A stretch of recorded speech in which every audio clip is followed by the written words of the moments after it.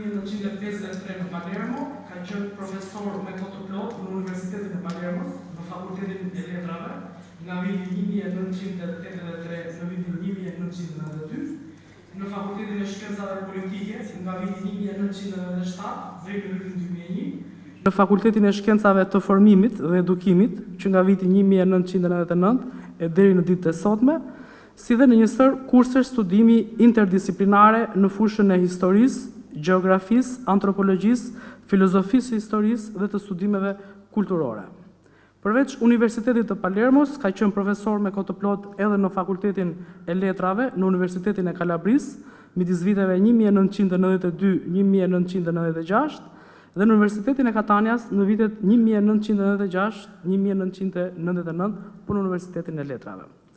Gjithashtu, Pietro Corrao ka qenë profesor i ftuar në Universitetin e Oxfordit në vitin 1984, si dhe në një sër universitetesh të Spanjës, si në Barcelonë në vitin 1980, në Universitetin Valladolid dhe në Valencia në vitin 1994 dhe në Universitetin e Saragozës në vitin 2007.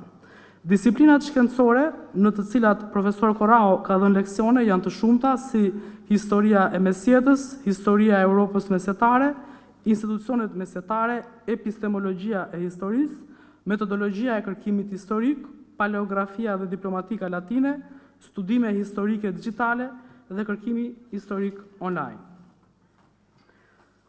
Fushat dhe objektivat e kërkimit të tij shkencor kanë të bëjnë me historinë e institucioneve dhe të shoqërisë politike në mesjetën e vonë, historia e shteteve monarkike në Mesdhe dhe në Europë, epistemologjia dhe metodologjia e historisë, si dhe kërkimi historik dhe teknologji të reja, mbi bazën e të cilave, profesor Corrao ka publikuar një numër tepër të madh artikuj shkencor në revista të ndryshme prestigjioze, italiane dhe europiane, me fokus studimet mesetare. Dhe nuk kërkoj ndjes që nuk mund ta përmend të gjithë aktivitetin e gjerë dhe të larmishëm të profesor Corrao, si aktivitetin didaktik, ashtu edhe atë shkencor.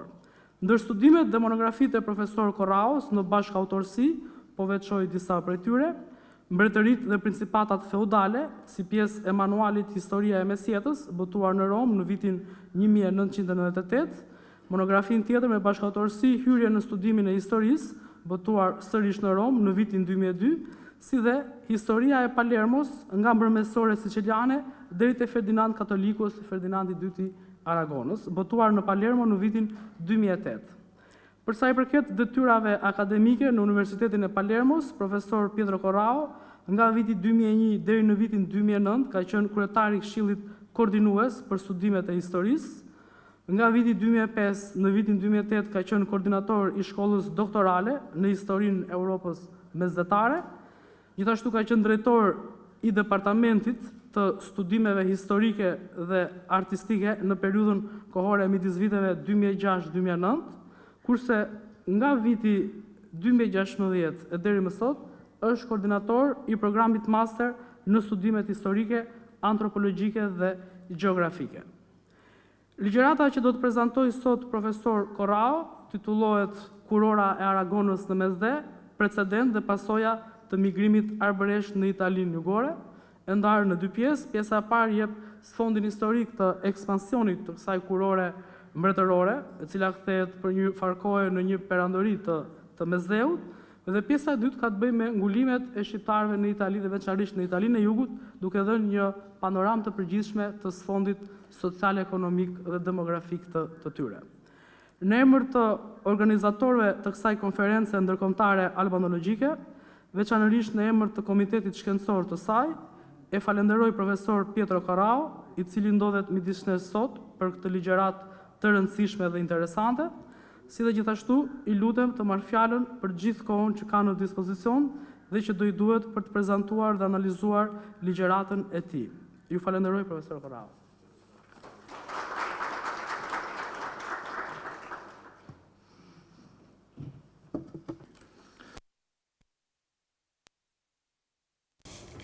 Mirdita. Natyrisht unë do ta mbaj leksionin tim në italisht. Shpresoj që mos jetë një problem, por me siguri përkthyesit do të bëjnë një punë të mirë.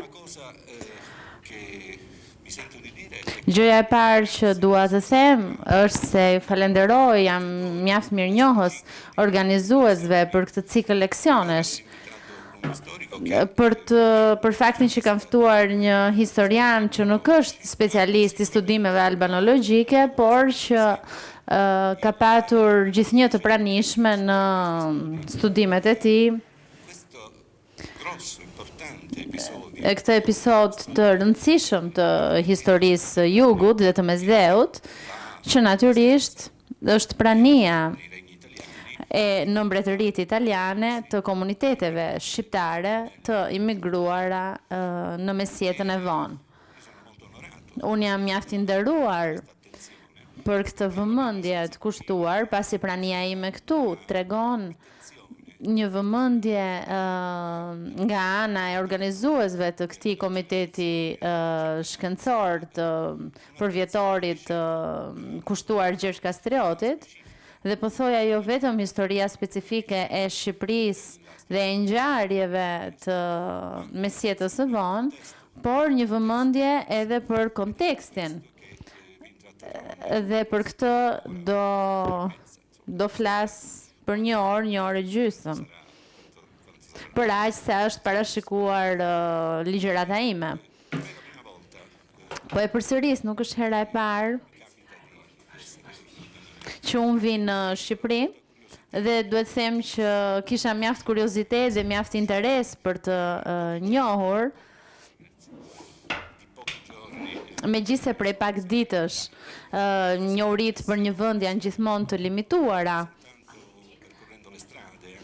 por edhe duke shëtitur qytetin, duke folur me njerëzit, duke parë rrugët, besoj se me ndjeshmërinë të cilët ne historianët duhet ta kemi patjetër, është kjo një mënyrë për të njohur të paktën në nivelin e përshtypjeve të para, një realitet që me siguri është një realitet mjaft interesant, qoftë për shumëllëshmërinë e traditave që ndërthuren, qoftë për ngjarjet historike që kanë ndodhur në këtë vend, qoftë dhe për origjinalitetin e viteve të fundit të historisë së vendit tuaj, që është një histori e cila është tërësisht mesdhetare dhe europiane njëkohësisht.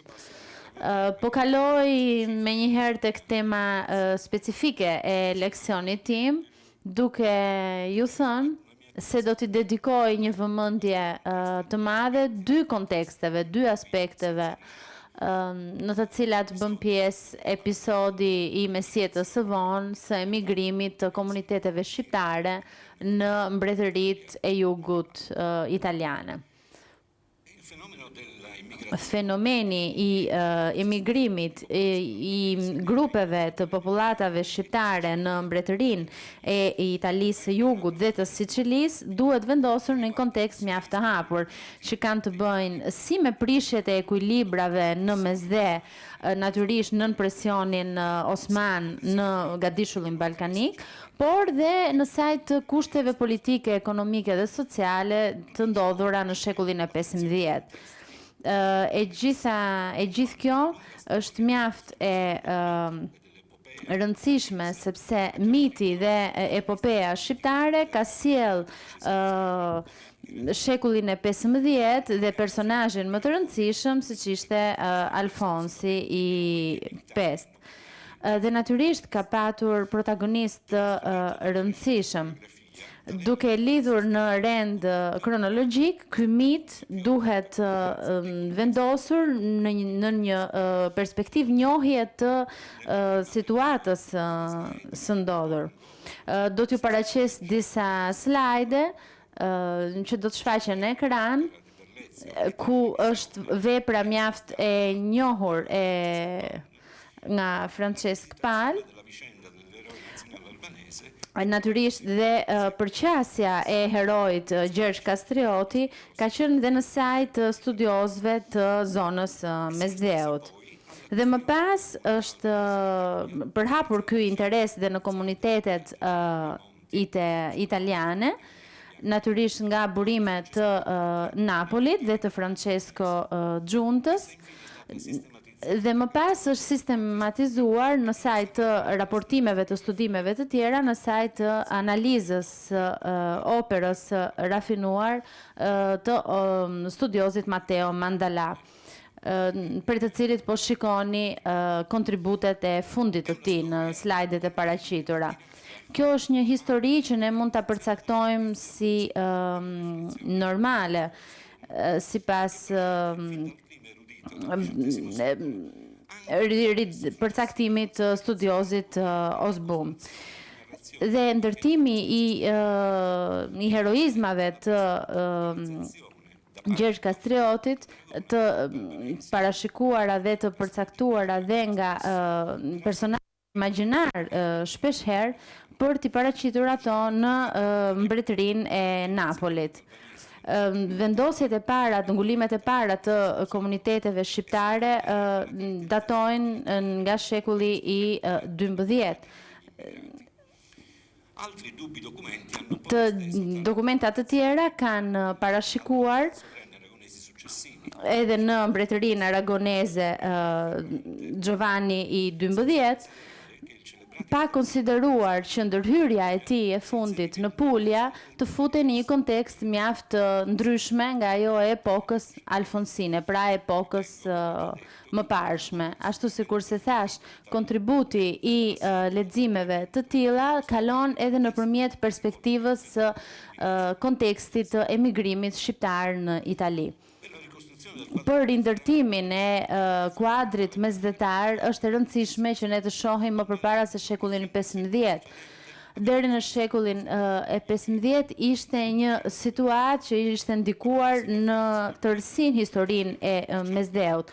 Historia politike, tregtare dhe ushtarake ishte nën gjurmën, në ndikimin e kurorës mbretërore të Aragonëve. Kjo natyrisht tregon që nga fillimi një rëndësi mjaft të madhe drejt Mesdheut të lindjes, dhe vetëm në shekullin e 15 me Alfonsin e 5 mund të flitet për një politik orientale, konkrete dhe koherente të monarkisë aragoneze. Për sa i përket aspektit të dytë të konteksteve ku imigrimi ka ndodhur, sidomos në zonën e Sicilisë, duhet konsiderohen ngjarjet që çuan në të njëjtën periudhë që shkon nga shekulli 13 në shekullin e 15 të kushteve demografike dhe ekonomike që lejuan dhe favorizuan ngulimin e komuniteteve shqiptare në shoqërinë e mbretërore të asaj kohës. Unë do t'i merrem me këto dy pika duke sqaruar kontekstin e Mesdheut specifike shqiptare dhe çështjen e Sicilisë si shembull, si rast i studimi i veçantë të i emigrimit shqiptar në kushtet ku gjendej në shekullin e 15. Do nisemi nga zgjerimi i mbretërisë Aragonëve në Mesdhe. Dhe natyrisht duhet ta përcaktojmë këtë entitet politik. Në origjinë, interesi i mbretërve të Aragonës ishte orientuar drejt perëndimit të Europës, duke nisur që nga Pirenejt, që nga antika, që nga Spanja e kufinve antik, dhe duke kaluar në ngjarjet të cilat ne do t'i përshkruajmë gjatë këtij leksioni lidhur me mbretërit e Aragonës, ka një ndryshim politike në planet e tyre ushtarake. Humbja e mbretit Aragonës Pietro i III ndryshon dhe raportet e forcës si në territorin francez, duke detyruar mbretin e Aragonës të tërhiqej deri në kufijt e Pirenejve. Është mjaft e rëndësishme që ta bëjmë këtë lidhje, këtë kuadër, jo vetëm në zonën e Spanjës, por dhe në Francë, me një shtytje të politikave tregtare të mbretit të Aragonës, dhe që interesonin jo vetëm politikës, por dhe politikave ekonomike, por dhe ushtarake. Nisim kështu në shekullin e 13, një rifitim, reconquista, është një term spanjoll që përdoret pikërisht nga mbretërit kristian të Spanjës muslimane në atë kohë, një rifitim i këtyre tokave i dal dhe në territoret në det. Natyrisht katalanët kanë patur një fitore mjaft të mëdha për sa i përket territoreve baleare në Majorka dhe në ishujt e Ibicës, Majorkës, Minorkës, dhe ka patur kulmin e saj në ngjarjen ku një tregtar spanjoll ka ftuar në ato raste mbretin duke e shtyr atë të ndryshonte politikën e tij të flotës tregtare në det. Dhe në marrjen e ishujve, hapi i radhës, pushtimi i zonës Valencias, që nuk ishte më një politik e mbretit të Aragonës, por e dinastis, ishte një trajektore tjetër, disponibiliteti i portit iberik, natyrisht deri duke u ngjitur në lartësinë e Majorkës, duke u futur deri në detin e Majorkës, duke bërë bazë për anijet që drejtoheshin drejt Afrikës Veriut. Ngjarja që këtu unë kam shkurtuar, natyrisht gjërat janë mjaft komplekse, por që do na çonin mjaft larg argumentit ton qendror, ndodh në vitet 200. Ku janë hierarkit më të rëndësishme italiane në Tiranë, dhe është pikërisht ky moment që çon pikërisht lindjen e historisë mjaft të rëndësishme të Kurorës mbretërore të Aragonës. I gjithë ky konfigurim i tokave të pushtuara të Kurorës mbretërore të monarkisë dhe interesi katalan në ato zona, natyrisht, janë rrënjët e vendimeve të Pietros III në 1282 për të përfituar nga lidhja monarkike me mbretërit suedis kundër Carlo Angjos. Në Sicili në 1282 kundra mbretit, tregon natyrisht dhe interesin mjaft të madh në mesjetën e vonë. Natyrisht Kurora siciliane dhe Pietro III, mbreti i Aragonës në atë kohë, krijon dinamikën politike mjaft të rëndësishme drejt perëndimit. Zona më me interes i zonave bregdetare ishte një interes thelbësor për mbretërit, jo vetëm për Orientin bizantin, por dhe për muslimanët. Sicilia, zona e Sicilisë ishte mjaft me interes për mbretin e Aragonës, i ndryshon tërësisht ekuilibrat politik në Mesdhe, duke konsoliduar një periudhë mjaft të rëndësishme të marrëdhënieve ndërmjet shteteve kishtare, të krishtera dhe lindjes. Në katalan kjo fjali do të thotë po punojmë për të zgjeruar deri në lindje. Dhe kjo tregon që historia katalane dhe ajo italiane është në thelb një projekt i mjaft mirë i organizuar i katalanëve që në atë epokë, pra flasin për shekullin e 13. Se sot ky lexim nuk është më i bindshëm, nuk ka dyshim që Giacomo II ishte një gjeni në historinë e tij dhe në strategjinë e tij politike. Kishte një projekt që shkon më shumë se një tratative thjesht, e dashur kjo dhe nga Papa Bonifaci XV. Dhe nisur nga perspektiva e detit iberik dhe natyrisht që prekte dhe Sardenjën, kishte të bënte dhe me mbështetjen e kishës, e hierarkisë kishës, dhe Bonifaci ja lejoi këtë gjë. Duke krijuar në këtë mënyrë një forcë e flotës marine mjaft të rëndësishme që t'i jepte mundësinë mbretërisë së Aragonëve që të ndërhynte ndaj muslimanëve. Natyrisht, kjo perspektivë duket nga fundi i 1200-s është mjaft në mënyrë episodike, është e izoluar dhe nuk mund të modifikohet nisur nga planet ushtarake të Pietros IV, mbretëri tjetër, që pasoi Pietron e tret dhe pati misione përcaktuese të koronës, të mbetura pas 1280-s, me një dinasti që kishte një orbit politike dhe një zonë tregtare në zonën e Katalanës dhe të Aragonës. Impenjimi i Alfonso III në pushtimin e Sardenjës natyrisht tregonte interesa më në perëndim, por sovrani Pietro IV, të cilin sapo e përmendëm, gjatë mbretërisë së tij nisi luftë me Sardenjën, duke dedikuar mjaft humbje jetësh në këtë luftë.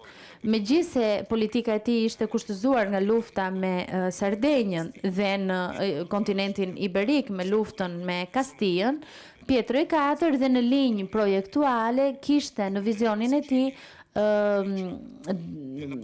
shtrirjen gjatë perëndimit, duke përfshirë këtu Italinë dhe Greqinë, në mënyrë që të zgjeronte mbretërinë e Aragonëve dhe të bënte një integrim në zonën e Mesdheut dhe më gjerë. Pushtimi i Sicilisë, pra që në fundin e 1200-s, ishte një proces i pakthyeshëm nisur nga pikpamja dhe ekonomisë dhe tregtisë së mjeteve lundruese. Dhe natyrisht kalimi i zonave të influencës të cilat duken dhe në hartën me pika të kuqe tregonin pikërisht ndikimin e mbretërisë. Nëse zona më e madhe e influencës është deti iberik, siç e shikoni në slajde, nisur që nga bregdeti i Sicilisë, kalon më pas në Aleksandri dhe mbërrin deri në Konstantinopoj. Nga ana tjetër, ndikimi katalan kishte një rol mjaft të rëndësishëm edhe për tregtarët italian.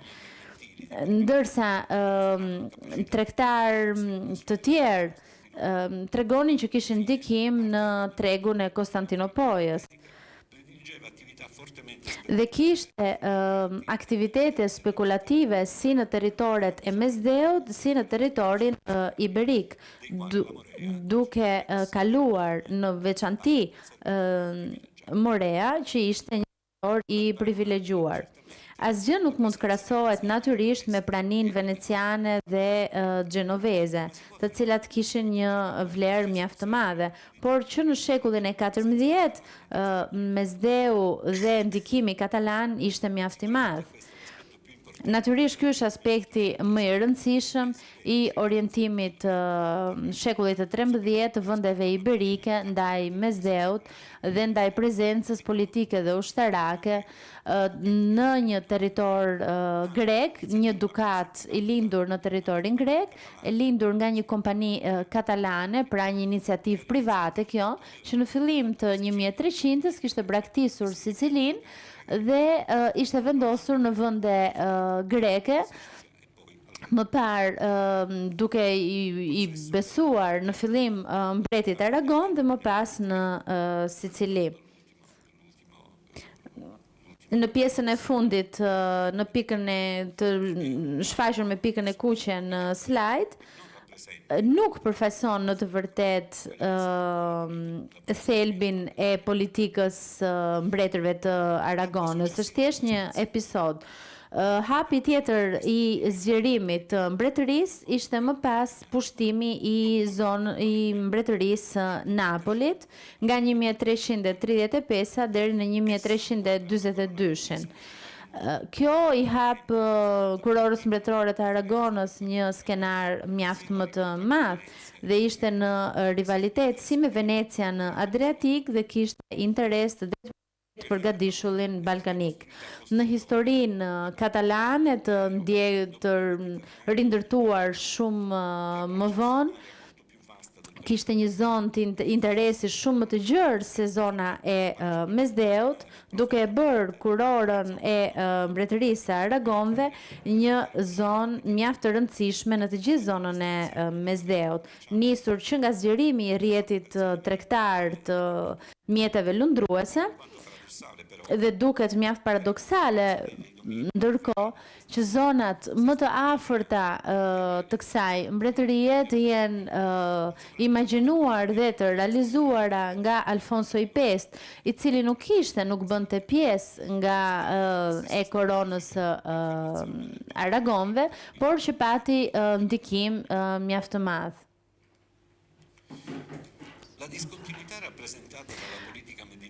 Ky ndryshim i lindur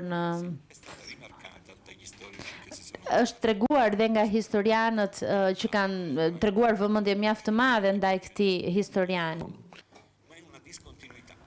Po këtu ka një mungesë vazhdimësie që për sovranët këtë rast ka qenë deri atëherë një kontradikt e pjesshme. Ndryshimet janë shënuar atëherë kur Alfonso e kishte lidhje në vitet 20-30-400. Po këtu kemi një politikë të vërtet orientale që nuk mund të shqetësonte këto ndryshime në dinamikat dhe ekuilibrat oriental në vigjiljen e zhdukjes së perandorisë bizantine. Në 10 vitet e para të 400-s, Alfonsi që ishte vetmi sovran kristian, që kishte lidhje me Giacomon e dytë, mori administrimin në dorë të këtyre sundimeve dhe që kishte lidhje me anën politike ekonomike të Kuroros Aragonese dhe që kishte lidhje edhe me tregtarët gjenovez dhe duke mbrojtur gjithmonë idenë e tregtarëve iberik dhe të sundimit të tyre, gjithmonë në lidhje me Gjenovën dhe Firencën, kishte një gatishmëri të fortës marine që kishte lidhje me tregtinë e tyre për t'i dhënë një impuls zhvillimi të vendit. Në gjithë pellgun me Zeut, tashmë Pietri IV në 400 kishte krijuar një monopol, përse kishte lidhje me tregtinë në pellgun e Mesdhet. Dhe këtu kishte gjithçka lidhje me këtë. Në vlerësimin e iberikëve italian, kishte një aktivizim të madh me zhvillimin e shizmit, atë ndarjen mes papave dhe me lidhjen e kishës bizantine. Këtu shihen lidhjet me pjesën e Afrikës veriore që ishin Magrebina dhe Siria, dhe pastaj ishte zona e balkanike që shkonte deri në Greqi rreth viteve 470. Për të kuptuar projektin e Alfonsos për perandorinë në Mesdhe, në pjesën e parë të 400-s, kërkonte të lidhte interesat e vjetër dhe të reja që kishin lidhje me komponentët e tyre të rinj. Edhe pse ishte I përthithur, domethënë, nga zhvillimi napoletan, nga zhvillimi I gatishullit, me një pozicion më të qartë në këtë pellë të Mesdheut, në krahasim me ato iberike, dhe rreth viteve 30-50,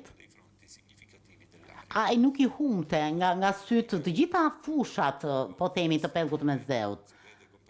Dhe nuk shihet me një qartësi të madhe një korrespondencë mes shteteve që drejtoheshin nga mbreti i Aragonës, për shtetet e Aragonës, mbretëria e Napolit, e Sicilisë, apo dhe ajo e Greqisë që kishte kaluar në tjera, dhe që kishte lidhur me sovranitetin aragonez, ndërsa rrugët e tregtisë shkonin që në pjesën e Mesdheut perëndimor dhe në pjesën e Afrikës Veriut dhe shtyhen drejt Adriatikut, të Egjeut dhe në zonën më ekstreme orientale të Mesdheut deri në Konstantinopoj. Përpara se të trajtojmë pikat kryesore të një politike të tillë, të Evropës, pellgut të Mesdheut oriental, duhen parë këto largime të këtyre vendbanimeve që vazhdojnë të jenë influencuese. Ishin dy vepra shumë të rëndësishme, dy klasikët, studime klasike për politikën orientale të Alfonsit, kanë nxjerrë në pa një bindje të madhe në historiografinë medievale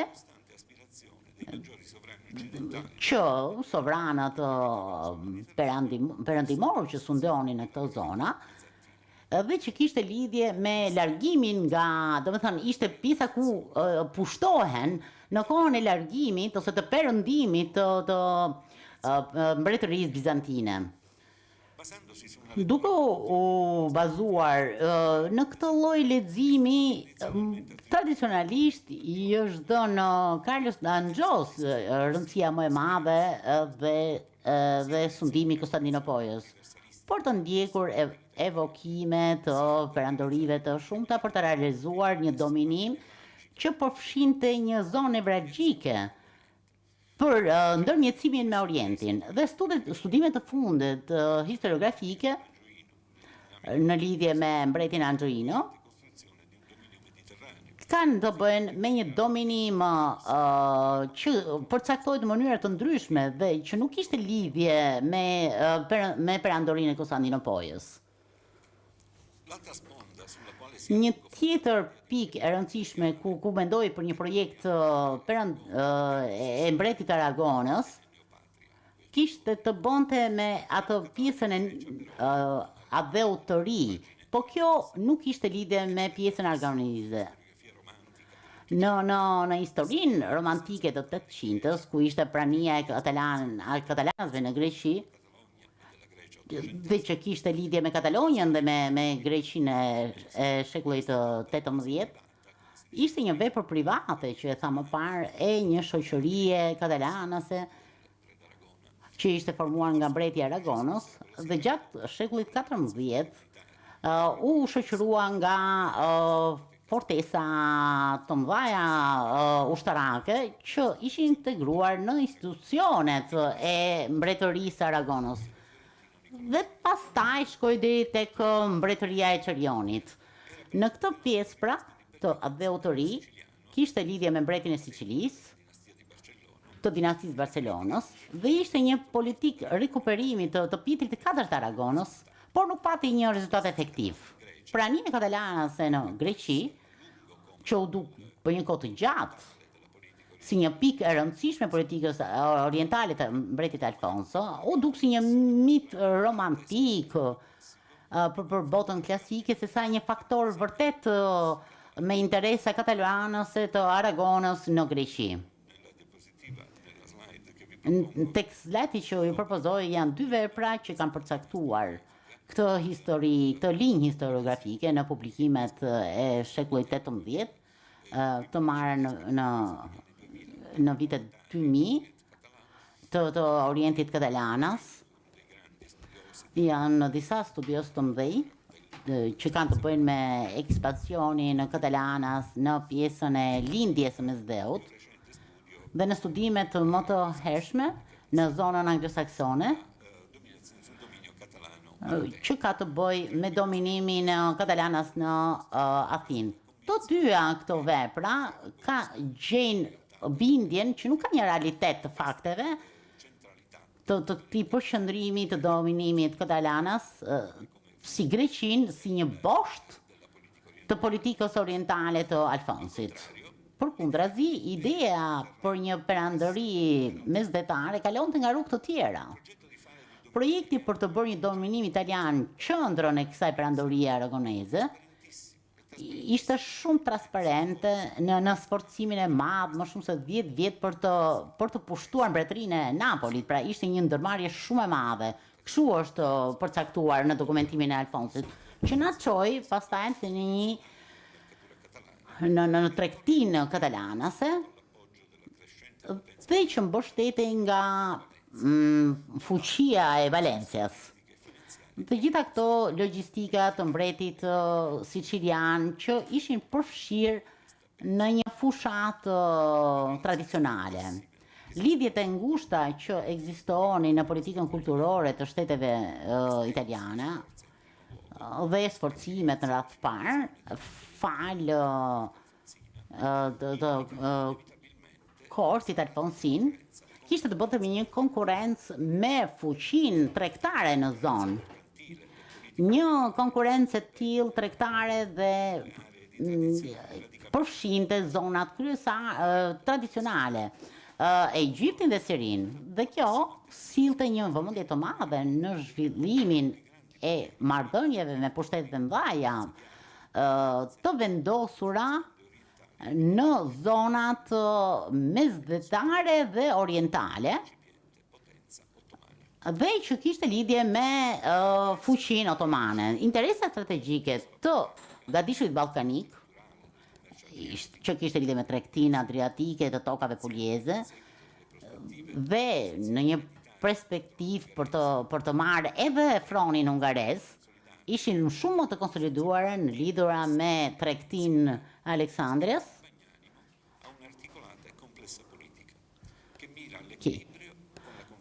që ka të bëj me ekuilibrin e tyre, që ka lidhje me ekspansimin otoman të mbështetur me një funksion të tillë në fushën greke dhe shqiptare. Në këtë zgjedhje të ekuilibrit realist, që duke më qartë në vitet të 40, historiografia më tradicionale orientuar në privilegjimin e pjesëve të mbretërive, dhe mbreti aragones tregonte që kishte qëllime të tjera, sepse kishte lidhje me një tradhti të kryqëzatave.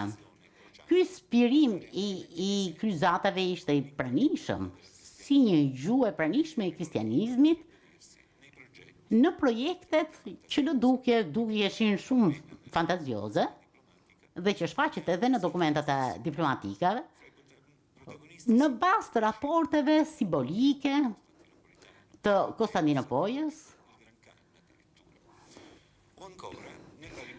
përsëri në lidhjen e 451-55 ishte një projekt të kryqëzatave otomane direkte që kishte lidhje me forcat direkte aragoneze. Dhe mbasë kësaj disfate të Varnës, gjithë pjesa diplomatike pranë mbretit Aragonës, mbretërisë angleze, dhe u krijua një lloj ambasadë e përbashkët e Alfonsit të Pestë dhe Filipës pranë papës.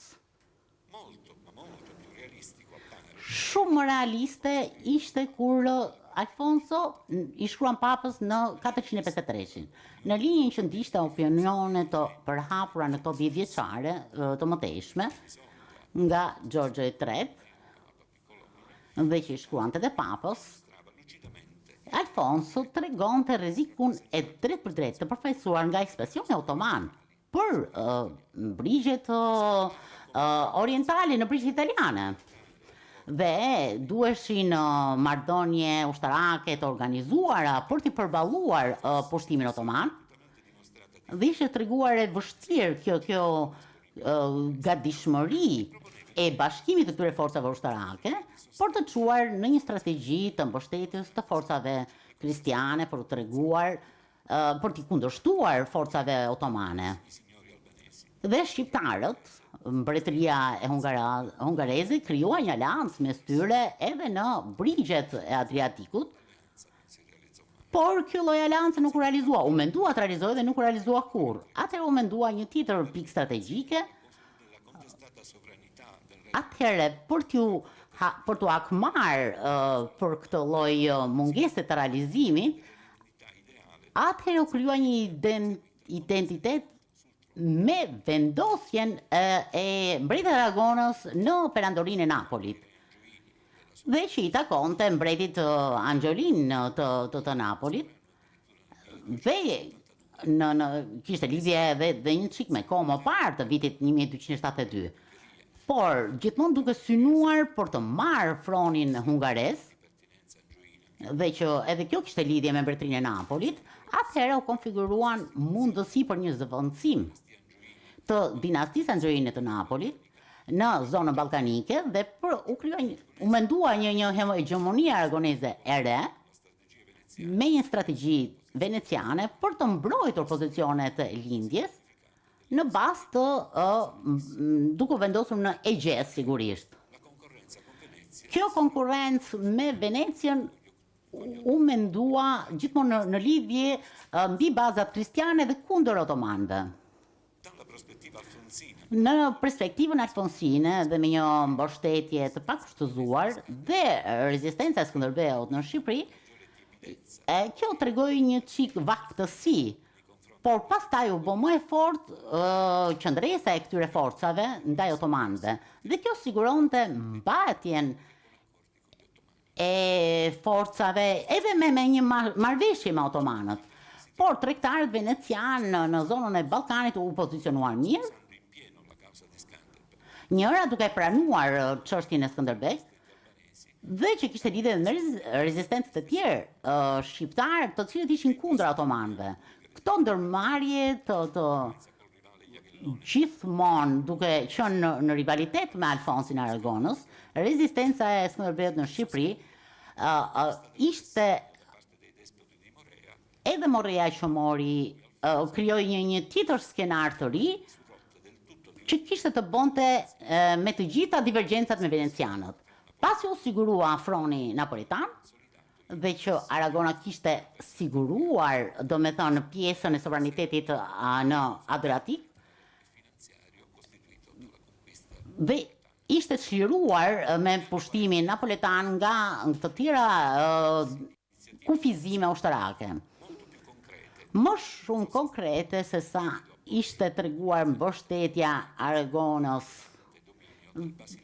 dhe që kishte të bonte me mbretërinë e Konstantinopolës. Atëherë mbreti Aragonës nuk u mor me pjesën e mbështetjes bizantine, sepse kërkonte një aleancë për të glabëruar, kështu u mendua, me lidhje me gjenovezët dhe me turqit. U krijuan disa episode në Puglia dhe në Konstantinopol, dhe Konstantinopoli në këtë kohë po kërcënoi dhe nuk kishte edhe më burime. Një tjetër front vepronte me sukses për sa i takon vasalizimit nga pjesa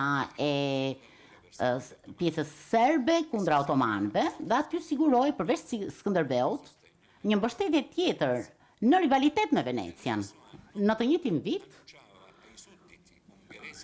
atyre pasardhësve grekëve dhe hungarezëve që të hakmereshin në këtë rast dhe për t'i forconin më shumë lidhjet me Skënderbeut. I ftoi në luftë shqiptarët dhe për t'i pasur gjithmonë si vasal të tyre. Kjo lidhje që u bua pastaj marrja e Krujës nga ana e Aragonës, dhe Alfonso kërkoi një strategji më komplekse kundra otomanëve, por edhe për të bërë politikën e vet në zonën e Mesdheut dhe në pjesën e lindjes së Mesdheut. Kjo nuk ishte një rastësore në fund të viteve 40 të këtyre sukseseve të veprimeve diplomatike dhe ushtarake të Alfonsit, me ndalesën në fushën e Ballkanit, e bëri mbretin e Aragonës një pikë referimi shumë të besueshme, për të gjithë rezistuesit kundra otomanëve. Dhe ato lidhën sigurisht marrëveshje me Alfonson, mbretin e Aragonës, për hegemoni, për sovranitet, ata të Moreas, e ishin edhe drejtuesit shqiptar, të cilët ishin rival të otomanëve, por që ishin mbështetësit e Skënderbeut. Të këto iniciativa të Alfonsit nuk kishin lidhje diplomatike. Ata merrnin vendime ushtarake të drejt për drejta. Në 41-shin, në 51-56 ishte një inspekcion napoletan që integronte edhe kavalierët francez këtu, që kishin përqafuar kristianezmin tani, dhe u drejtuar nga një dominikan. Kërkoni një kryqëzat për një krishtërim të plot, por Alfonsi nuk ishte dakord për të ndërhyrë në këtë formë të pjesa ballkanike, apo dhe në Shqipëri që ishte kufiri kryesor. Duke humbur Konstantinopolin në 453, strategjia e tyre shkonte në mënyrë koherente për 20 vjeçar për të pasur një efikasitet për mbi zotrim të krishtërimin ndaj politikës otomane turke. Në Mesdheun oriental ishte efikase strategjia e mbështetjes së otomanëve, do të thoshte që të injoronte gjithë veprimet e mbretit Aragonës dhe diplomacia dhe veprimet ushtarake politike kishin një mbështetje të madhe katalanëse që investojnë fushën egjiptiane, siriane që ishin në këtë lloj dominimi. Studimet më të fundit të Aragonës, mbretit Aragonës, mund t'i shikoni edhe në këtë dispozitiv të ilustruara, se është një volum shumë i gjerë, që është publikuar nga Instituti Six Spanjoll, që ka të bëjë në pellgun e Mesdheut. Dhe rëndësin e studimit nga kolegu Bruna Filiolo i Universitetit të Udines mbi politikën e Alfonsos e drejtuar gjatë lindjes janë në një kuptim tjetër që nga Marinescu dhe nga Cerone, të gjithë studiuesi janë marrë me studimin e politikës Alfonsos, jo vetëm në Mesdhe, por të orientuar dhe drejt perëndimit, duke mbërritur në rezultate që stimulojnë akoma dhe më shumë kërkime të mëtejshme dhe reflektime të tjera. Rezistenca dhe bazat mjaft të mëdha tregtare siriane që nga politika mbrojtëse në zonën e Egjeut janë pika studimit të cilat nuk mund të mos studiohen apo të anashkalohen nga perspektiva e një mbretërie në Mesdhe. Po kthehem tek slajdi që ju paraqita pak më parë.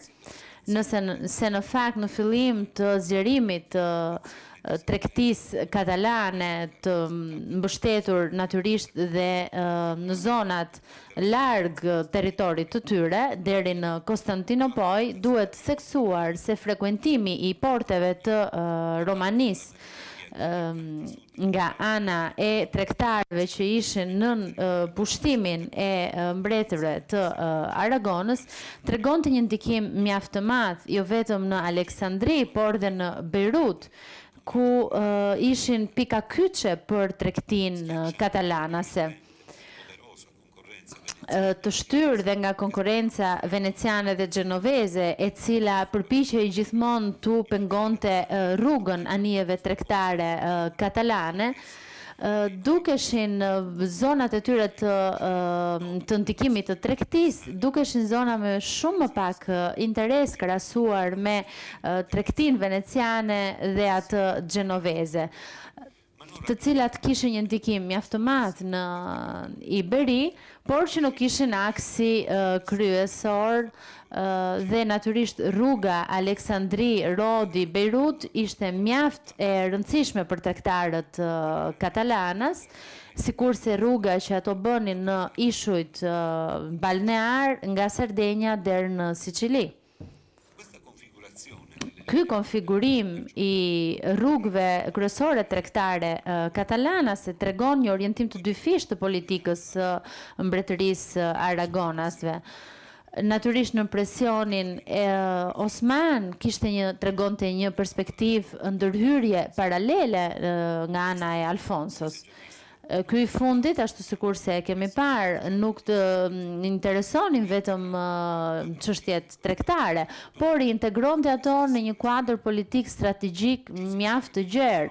Kjo do të thotë se ky kuadër që ne paraqitëm deri tani lidhur me zonën e zgjerimit gjeopolitik duhet konsideruar një çështje thelbësore për të njohur ndërthyrjen e të gjithë situatës së krijuar ekonomike dhe tregtare dhe duhet paraqitur vizioni i tij tregtar strategjik në zonë. Ndërmjet viteve 20 dhe 30 të 1400-s, një marrëveshje tregtare mjaft e rëndësishme e cila nuk ishte respektuar nga mishulli i Rodit, të cilët ishin në ndikimin katalanas, aty ku Alfonso kishte marrë rolin e mbrojtësit të zonës, dhe në brigjet egjiptiane dhe ndërhyrja ushtarake që u bën ato zona ishte një kusht mjaft i rëndësishëm për ndikimin e katalanasve në ato zona. Në vitet 30, me njëherë më pas, deri në ato 40, gjithmonë të 1400-s, kemi 3 marrëveshje të nënshkruara, të cilat përfshinin dhe një le të themi një ndërhyrje të sultanit në ishullin e Rodit, natyrisht duke shkelur rregullat e marrëveshjes që ata kishin nënshkruar dhe përcaktimi i një stabilimenti në ato zona në ndikimin katalanase aragoneze tregonte një politikë mjaft agresive që gjen vend në zonën e Egjeut, natyrisht në zgjerimin e pushtimit Osman. Natyrisht kishim të bënim me marrëveshje mjaft të vantazhuara me sultanin. Alfonso arrin të bëjë një marrëveshje me sultanin Karaman në fund vitet e 1400-s. Alfonso ndërhyn në fund të 1480-s në territorin shqiptar dhe arrin të pushtoj Krujën. Vitin më pas, një katalanës emërohet mbret dhe mbrojtës i qytetit Krujës.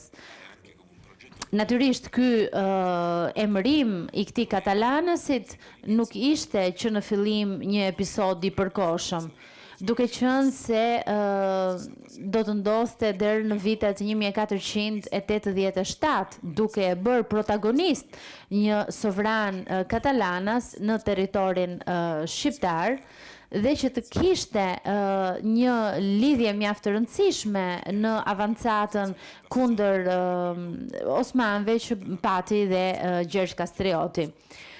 Natyrisht delegati kishte rëndësinë e tij dhe njihej si kapiteni tjetër i rezistencës shqiptare në zonat e Venecias të nominuara pikërisht nga kjo perandori.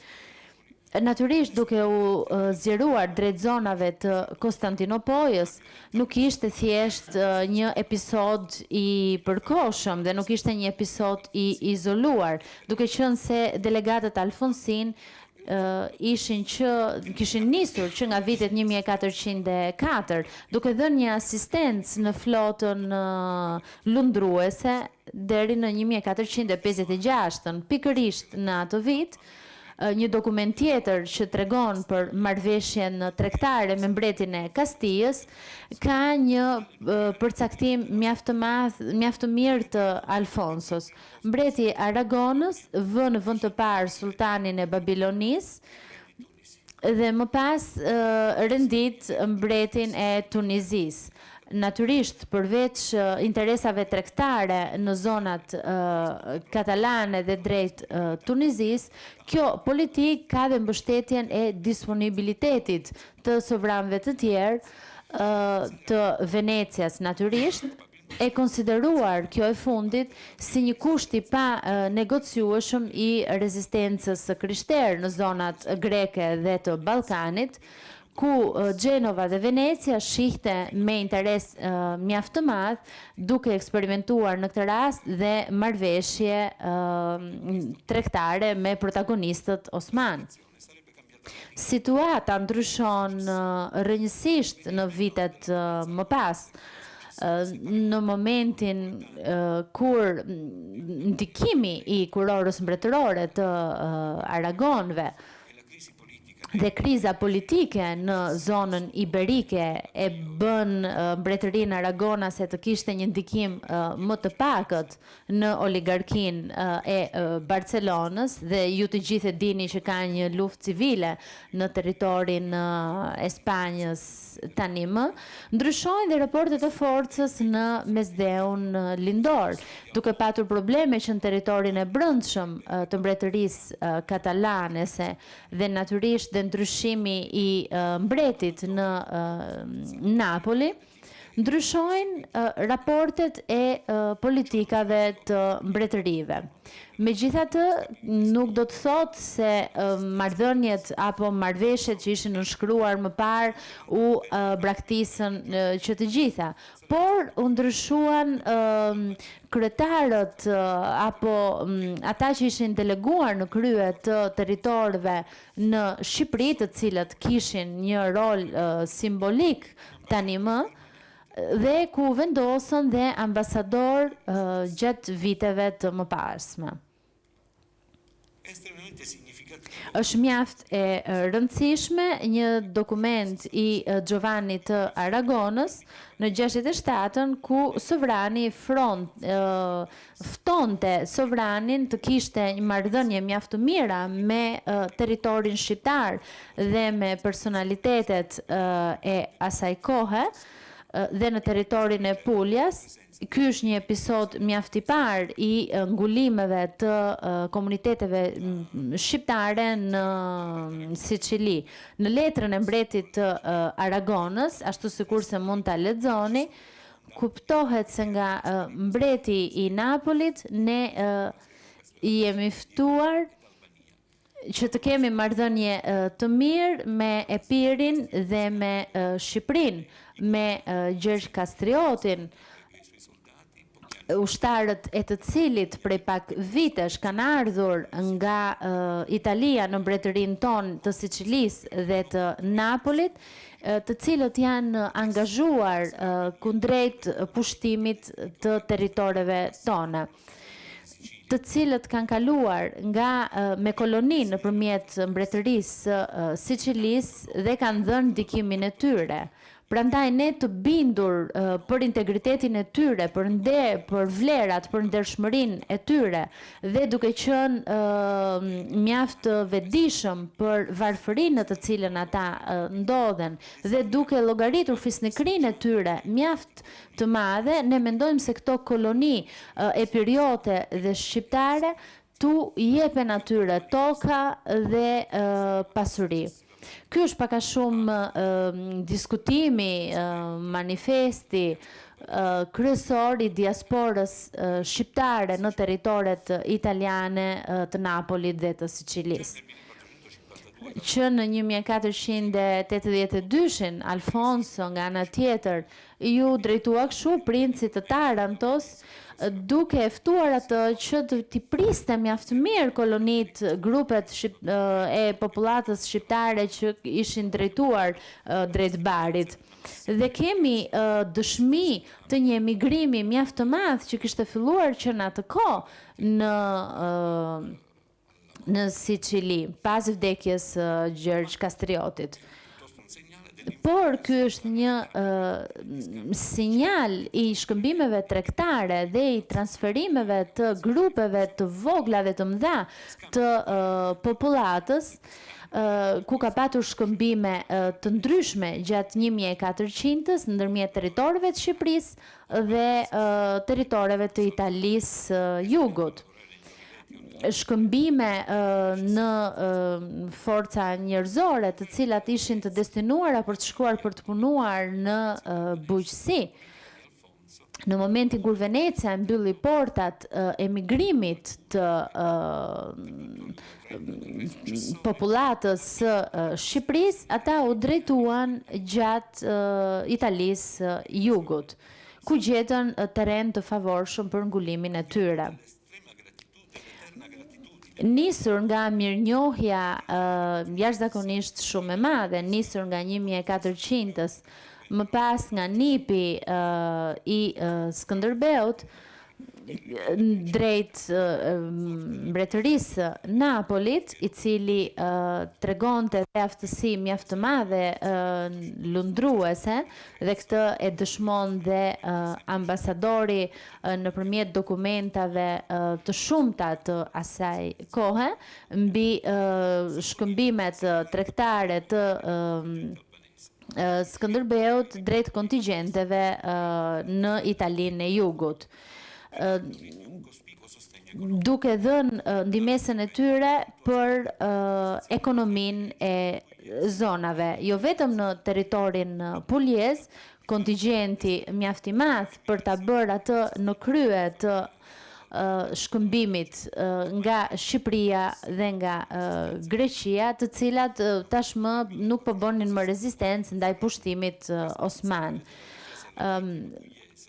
Në territorin e Puljas, nga i cilën merrte leje për të dhe mundësi mjaft të madhe për të kryer këto ekspedita tregtare, Skënderbeu dhe pasardhësit e tij duken shumë të afërt ndaj dinastisë napoletane se sa kishin qenë gjatë kohës së dinastisë Aragonëve, dhe tregohen shumë më të favorshëm se sa politika e Alfonsos që pam pak më parë.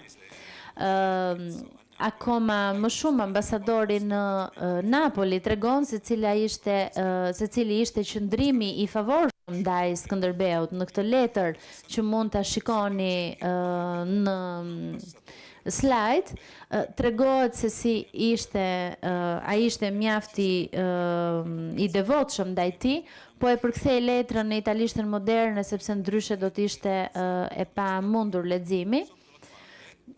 Vëmendja ndaj Skënderbeut ka qenë mjaft e madhe, sepse zoti Skënderbeu, pasi mbështeti shtëpinë mbretërinë aragoneze, mbështeti shumë duke marrë natyrisht dhe ndihmesa dhe fonde financiare, ka shprehur dëshirën për të vizituar këto territore të mbretërisë. Dhe ky mbret, tek i cili me të gjithë qef unë do shkoj nëse do të gjej përullësinë e kërkuar. Por më pas, natyrisht, siç dhe e dim, ngjarjet shkuan shumë më ndryshe.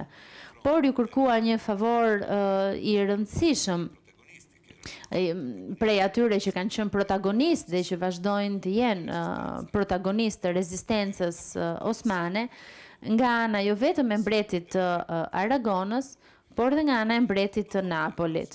Por e gjithë kjo e themeluar në marrëdhënie dhe në raporte të përcaktuara që në kohën e Alfonsos V.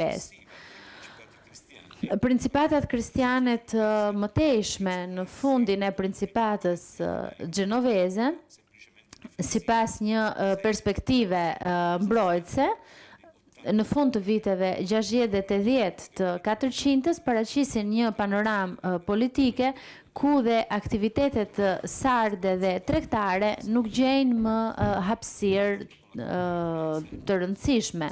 Në raport jo vetëm me mbretërinë e Aragonës, i hap rrugën një konsiderate të tokave italiane nën sovranitetin e mbretërisë Aragonase si një mundësi më e mirë për ngulime dhe për rezistenca të armatosura ndaj osmanëve.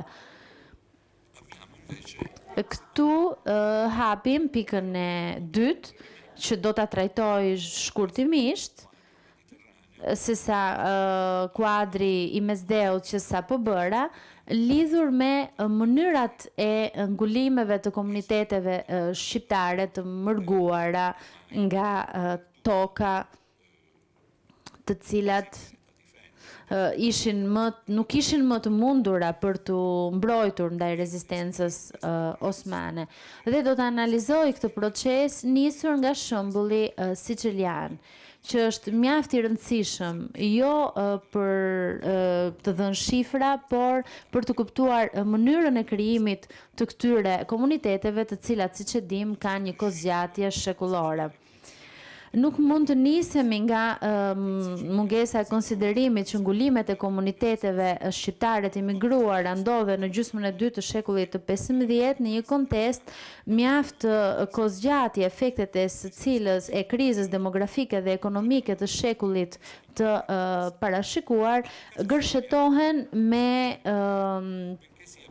sinjale të një rrimarrje të situatës. Rasti sicilian, megjithëse është më i përmbledhur për sa i përket proporcioneve në vendosjen në Mesdhe në kontinentin italian, megjithatë është mjaft i rëndësishëm dhe do ta marr si shembull interesi. Sicilia, që ishte mbretëria e pavarur gjatë 1296 dhe 1412-ës, por nën dinamikat e mbretërisë aragoneze, edhe për pranin në ishull të një komponenti mjaft të rëndësishëm aristokratik me origjinë iberike, të cilët kishin imigruar në ishull gjatë periudhës 1282-96, Sicilia kishte treguar nisjen e një krize demografike me një peshë mjaft të madhe. Riorganizimi i vendeve të banimit që vinte nga përshëndrimi i popullatës në zona mjaft të mëdha rurale dhe zhdukja progresive e shtëpive mjaft të mëdha në territorin agrar kishte nisur që në shekullin e 13, ku ishulli kishte patur një rol mjaft të madh si prodhues i drithrave dhe kishte patur një rëndësi mjaft të madhe në forcimin në shekullin e 14 edhe në lidhjen e instabilitetit politik dhe ushtarak që ishte krijuar në ishull për gjatë gjithë shekullit. Kjo tendencë mjaft e madhe kishte të bënte me krizën demografike dhe është një reduktim mjaft i rëndësishëm i zonave të banimit. Kjo hartë që ju shikoni rindërton, është marrë nga një volum i rëndësishëm mbi Sicilinë që tregon historinë e mesjetës së vonë, tregon vendodhjen e banimeve në periudhën e vonë të mesjetës dhe tregon se si merreshin me qëra dhe se si ndërtoheshin këto rrjete të vendeve të banimit në territore që më parë kishin qenë të kultivuara, e jo vetëm për kulturat si drithërat gruri, por që kishin dhe vendodhjen e popullatës që mund t'i punonin këto toka. Nëse ne do të krahasojmë këtë hartë me një hartë tjetër, të marrë gjithmonë nga i njëjti volum, nga burime që mund të përdoren me qëllime gjatë pjesës së parë të 1400 si ilustrojnë. Kuptojmë me njëherë se si ka ndryshuar situata në kuptimin që vendbanimet janë më të vogla, janë të përqendruara në disa zona të ishullit, dhe kjo duket qartë me këtë të kuqe që është brenda në Palermo deri në Bregdetin e Jugut, deri poshtë Sicili, dhe është vendi më pas ku kemi vendbanimet e komuniteteve shqiptare. Bëhet fjalë për një territor që i korrespondon dioqezës të abatit Vescov Mondreal. U krijua si sinjori të territoreve që kishte shumë vendbanime muslimanësh në shekullin e 12 dhe që më pas, si pasojë e rebelimit në shekullin e më vonë, u shpopullua thellësisht. Qofse i krahasojmë të dyja hartat, ndryshimi në strukturën e vendbanimeve duket jashtëzakonisht të qartë dhe boshllliku e vendbanimeve nuk vjet re vetëm tek zona me të kuqe që unë kam dhe për të cilën po flasim, por dhe në zonën tjetër të Sicilisë tregon që kemi një uri njerëzish për të punuar tokën. Në fakt, rimëkëmbja demografike e shekullit 15 bashkë me fundin e konflikteve të brendshme dhe stabilizimin politik brenda monarkisë aragoneze, që përfshinte edhe Sicilinë nën Kurorën, sepse Sicilia tani drejtohet nga një zëvendës mbret, dhe ishte në origjinë në fillimi një lëvizje të destinuar për të bërë një periudhë gjatë deri në shekullin 18, edhe megjithëse kishte ndryshime të ndryshme edhe në tendenca. Interesat e qendrave të banuara këtu, që përfshinte popullsi nga zona më të populluara, edhe zona shumë të largëta, instrumente kishin favorizime të ndryshme, amnisti për këtë popullsi, apo falje për krime që bënin të vogla. Kjo i nxiste njerëzit të spostoheshin dhe për t'u vendosur dhe për t'u larguar nga këto lloj persekucionesh. Por interesat e pronarëve të tokave për të vlerësuar rentabilitetin agrar na çonte në atë që të krijonte një sistem politik të privilegjuar të hierarkive të fisnikëve, dhe të cilët kishin lidhje me pronarët e tokave banuara dhe ishin toka produktive. Sepse ata nuk ishin thjesht pronar tokash, por të njerëzve. Filloi atëherë një lloj vrapi për të populluar këto toka dhe që ndodhte nëpërmjet marrjes Kurorës dhe në latinisht quhej nëpërmjet licencës populandi. Kishte të bënte me licencën e një zhvatjeje që kishte të bënte me të drejtën për të marrë popullsi, për t'i tërhequr dhe për të themeluar qendra banimi rurale. Dhe atëherë popullsia që u tërhoq për të shkuar në këto zona, në një zonë që është jashtë asaj zonës me të kuqe që unë kam analizuar aty, është një popullsi që ishte popullsi shqiptare. Dhe ky fenomen i themelimeve të qendrave banuara që u bë imponuese në shekullin e mëtejshëm, në shekullin 15, sapo kishte fillimet e veta.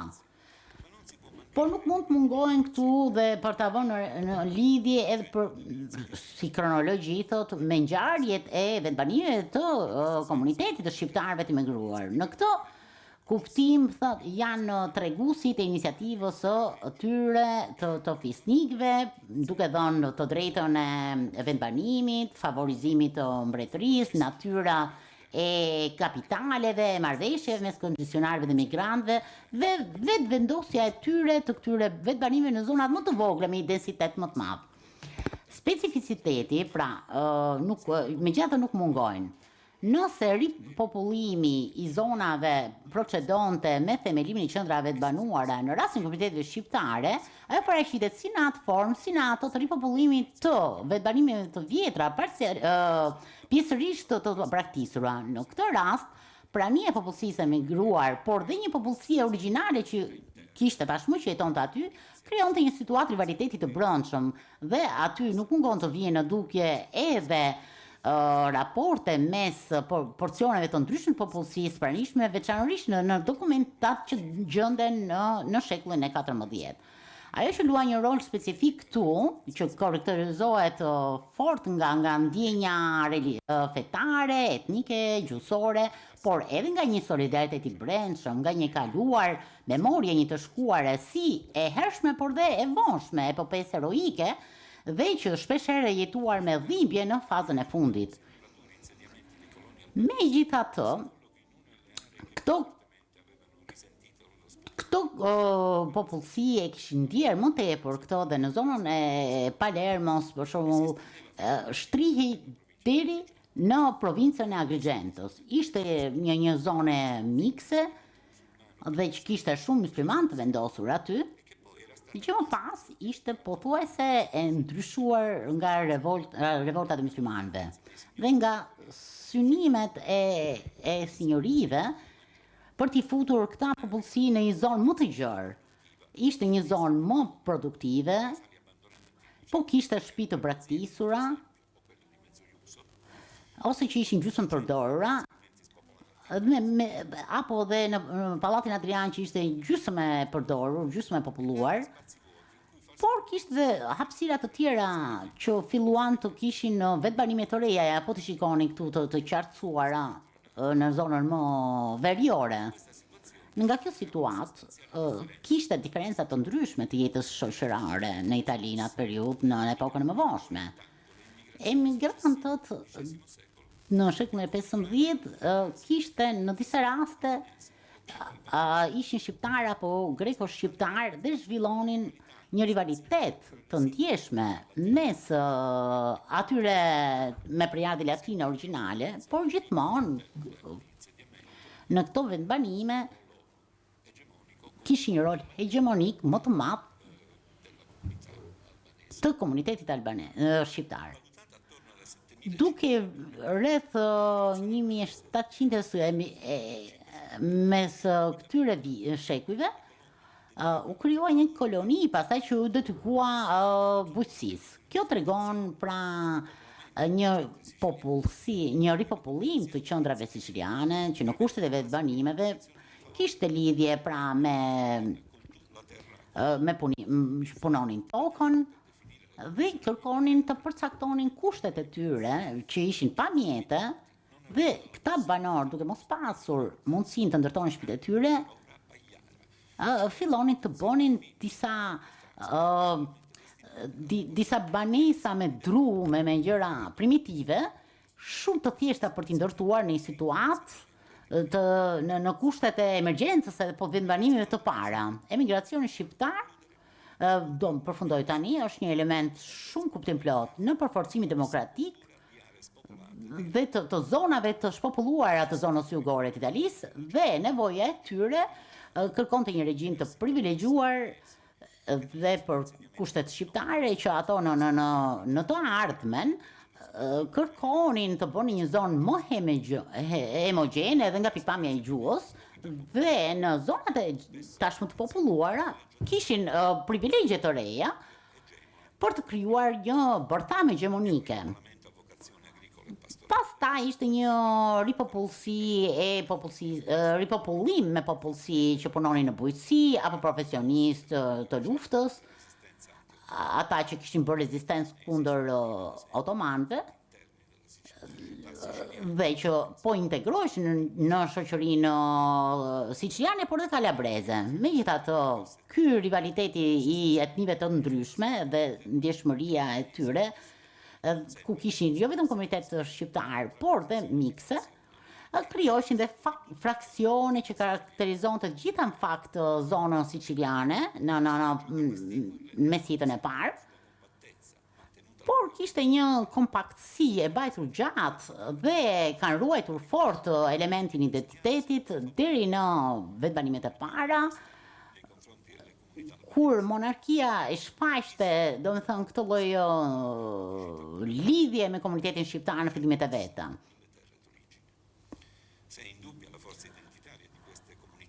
Nuk është e dyshim të forca identitetit e këtyre kësaj popullsie nga pikpamja në kuptimin e zhvillimit agrar e të forcës së punës, ishte një identitet që po kristalizohej, që kërkonte të mbante, domethënë në kuptimin e popullsisë formuar qoftë nga pikpamja historike e kulturore.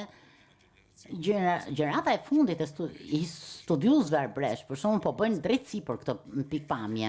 Ju falenderoj.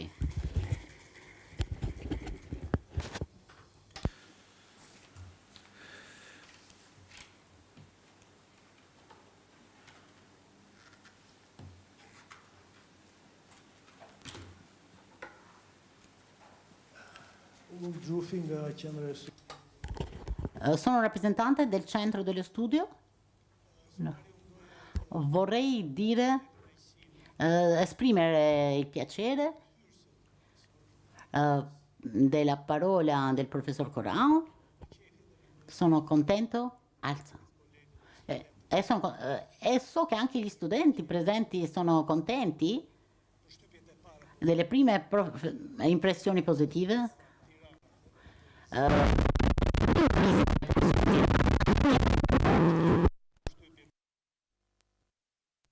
Zhvillimin e lidhjeve me qendrat studimore dhe universitare të Sicilisë, me cilat ne kemi kontakte, por unë do të thosha që meritojnë kontaktet të zhvillohen për këtë historitë përbashkët që kemi, si thuaç, për periudha të mëdha kohore. Do ta përgëzoja për ligjëratën shumë interesante, profesorin, në radhë parë për qasjen, do thosha vërtet me vlerë, ne kur flasim për lidhjet e Shqipërisë me apo të Skënderbeut me Alfonsin e Napolit, ndonjëherë i shkëpusim nga konteksti gjerë kohor, por edhe geografik, do thosha, dhe këtë profesori e bëri në mënyrë mjeshtërore, duke i dhënë kuptim, si thuaç, dhe kësaj periudhe intensive të shekullit 15, lidhjeve të Shqipërisë Skënderbeut me mbretërinë aragoneze të Napolit. Qofse do të më lejohet, unë do të thoja një dy gjëra, gjithmonë nisur dhe ngacmuar nga ligjërata e profesorit. Lidhjet e shqiptarëve, po themi, me spanjollët, me aragonezët, po dhe me katalanët, sigurisht janë më të hershme.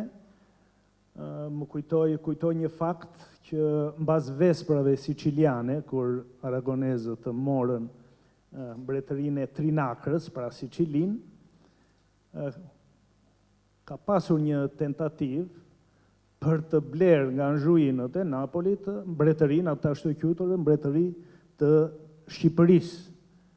Madje mbreti i Aragonës, Pietri i III, në mos gaboj në atë kohë, i sugjeroi vllait të tij, që ishte Giacomo i Aragonës në Sicili, që ta bëj këtë, si thuaç, këtë shkëmbim. Bëj fjalë për një shkëmbim, pra që aragonezët merrnin mbretërinë e Shqipërisë dhe të linin Sicilinë, t'ja u linin anxhuinëve të Napolit. Kjo gjë nuk ndodhi, sigurisht Giacomo i Aragonës i Sicilisë ishte, si thuaç, më i qartë për çfarë ishte mbretëria e Shqipërisë në atë kohë, ishte, themi, një mbretëri virtuale, ku anxhuinët realisht kishin një pushtet virtual, jo real, dhe sigurisht ai nuk do të jetë merrte përsipër të linte Sicilinë për të marrë një mbretëri me plot të papritura. Sidoqoftë ka qenë, si thuaç, një lidhje e munguar në atë kohë, por që më vonë u zhvillua edhe në skenar të tjerë do thosha edhe jashtë Shqipërisë, për shemb, po them jashtë Shqipërisë së sotme, Dukati i Athinës dhe i Neopratës, për cilën ju folët, që u krijua nga kompania katalane, ka pasur një moment në fillim të shekullit 14, 1325, na e dëshmon Marin Sanudo, një përplasje të fortë të shqiptarëve të vendosur në Thesalinë atko, në zonën e Gjirit të Volosit, me katalanët e Dukatit të Athinës dhe Neopatrës, nga të cilët shqiptarët dolën, sipas burimeve veneciane, dolën fitimtar dhe si venecianët ishin shumë të kënaqur nga ky faktor i ri që del në skenë në këtë, po themi në këtë skenar, sepse ndalën hovin ose si thuaç ekspansionin e katalanëve nga Athina në drejtim Gjirit Volosit, ku ishte dhe Ubea, pastaj ishulli i Ubes i venecianëve. Kemi një takim tjetër të dytë në krahun tjetër në Epir, në betejën e Lepantos në vitin 1378, ku mjeshtri i madh i urdhrit hospitalierëve, për cilët profesori foli, Juan Fernandez de Heredia, u zu rob nga Gjimbu Shpata, një prijes, një princ shqiptar i çamërisë së sotme në këtë zonë që shkonte deri në Gjirin e Korintit, zotërimet e tij, dhe kjo ishte një ngjarje që bëri jehon, po themi, në të gjitha kanceleritë evropiane të asaj kohe. Për sa i përket pasaj periudha intensive e raporteve me Skënderbeun, midis Alfonsit Napolit, marrëdhëniet e tyre kanë qenë, do thosha, shumë miqësore dhe këtë e dëshmojnë edhe burime të pavarura, po themi, burime veneciane, për këtë lidhje shumë të fuqishme midis Skënderbeut dhe Alfonsit, e cila unë dyshoj shumë që të jetë një lidhje karakteri të vasalazhit. Ka një diskutim të madh për këtë problem, por mua më duket se Traktati i Gaetës i vitit 1451 është ai që do të sankciononte lidhjet e karakterit të vasalazhit midis Alfonsit dhe Skënderbeut. Por një pikë kryesore e këtij traktati, që ka të bëjë pikërisht me vendosjen e këtyre lidhjeve, është ajo që parashikon që me ndihmën Alfonsit do ndihmonte Skënderbeun për të çliruar territoret e tij të pushtuara nga turqit, dhe këto territore do i kalonin të gjitha Alfonsit të Napolit, i cili një pjesë të tyre do e kalonte pastaj Skënderbeut në cilësinë e feudit. Dhe këtu do linte raporti i vërtet i vasalazhit midis Skënderbeut dhe Alfonsit. Në fakt, nga ndihma e Alfonsit Napolit nuk u arrit të çlirohej, siç e përmbante traktati, asnjë territor. Edhe tentativa e Beratit, siç dihet, në vitin 1455 dështoi, dhe në këtë aspekt Skënderbeu nuk realizoi kërkesën tjetër që vinte mbrapa, që të shkonte në Napoli për të bërë betimin e vasalazhit. Këtë Skënderbeu nuk e bëri për sa i përket traktatit Napolit.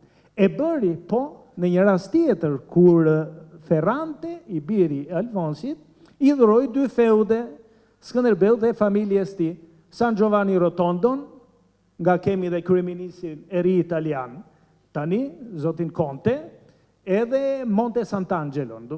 Për këto dy feude, Skënderbeu, po, shkoi në vitin 1464 dhe bëri betimin e vasalazhit. Po për këto feude në Itali, jo sigurisht në Shqipëri, do thosha, kishte një raport tjetër, të cilin Skënderbeu vetë kishte interes të paraqiste si një raport edhe, po themi, vasalazhi, me të tretët, po them me fuqitë e tjera, me Venedikun, me vetë Turqit, por realisht unë gjykoj që nuk kemi të bëjmë me një raport vasaliteti të mirëfillt.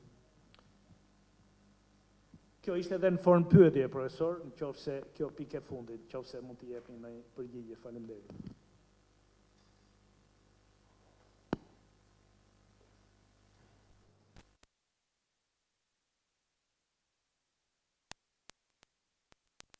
Faleminderit. Falenderoj profesorin, kolegun, që më kanë ndjekur me mjaft interes në diskutimin tim, me mjaft mirësjellje, edhe ngriti disa çështje mjaft vërtet komplekse. Ka një fakt që duhet ta nënvizojmë këtu. Nuk është një çështje metodologjike. Ne përdorim disa terma të cilat kanë një valencë të tyre, që kanë një kuptim që shkojnë përtej realiteteve që ato paraqesin. E nis këtu nga çështja e fundit, kur flasim për vasalin, imazhi që krijohet nga ky term është ai i vasalit klasik në epokën e parë feudale. Pra të një solidariteti ushtarak në rast të parë dhe të një raporti që krijohet pra të një vartësi dhe të zotërisë së vasalit.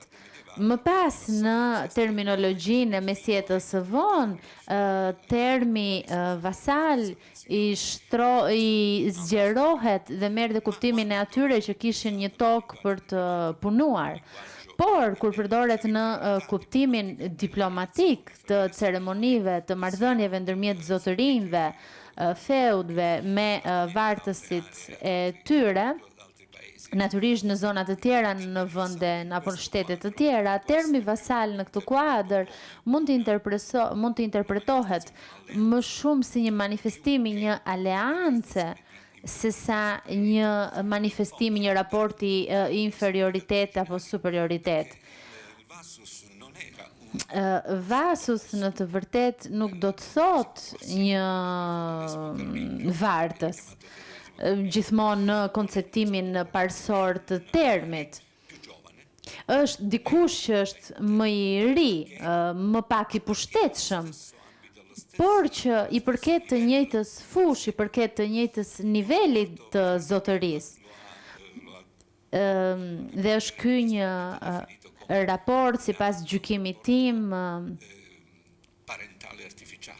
është një lidhje farefisnore sipërfaqësore, pra nga ana e zotërisë, më të fortë dhe më të pushtetshëm dhe natyrisht më me përvojë, krahasuar me dikë që është në të njëjtin nivel me të, por që ka një forcë më të pakët dhe që njeh autoritetin e zotërisë dhe që vihet në dispozicion të tij, pikërisht për të patur mbrojtjen e zotërisë, por natyrisht edhe për ta mbështetur nga ana tjetër. Në kuptimin diplomatik dhe marrëveshja e Gaetës dhe të gjithë episodet që ne i përmendëm këtu sot, e vetmja gjë që çon në patjen e ndonjë dyshimi lidhur me hierarkinë është bashkëprania në të njëjtat vite.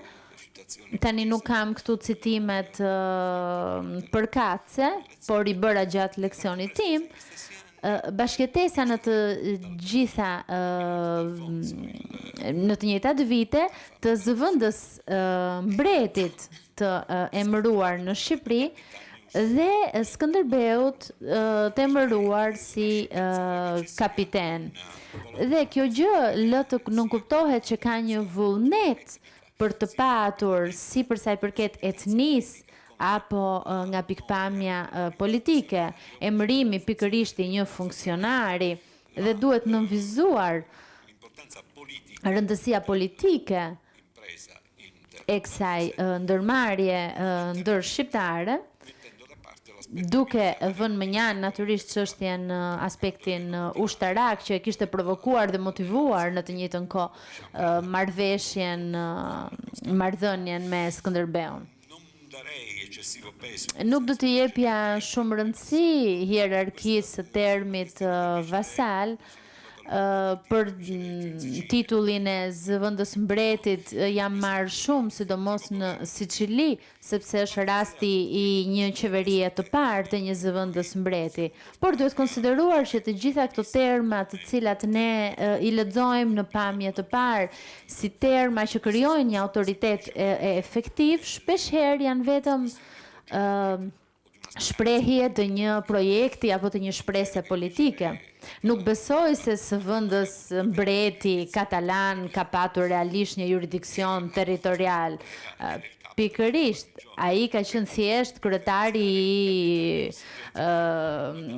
i ushtrisë së tij. Kështu që edhe termi i dhënë heroit si kapiteni i ushtrisë, pra është thjesht një term i përdorur. Për sa i përket shkëmbimeve Siçili-Shqipëri, është një çështje e rëndësishme dhe mjaft domethënëse.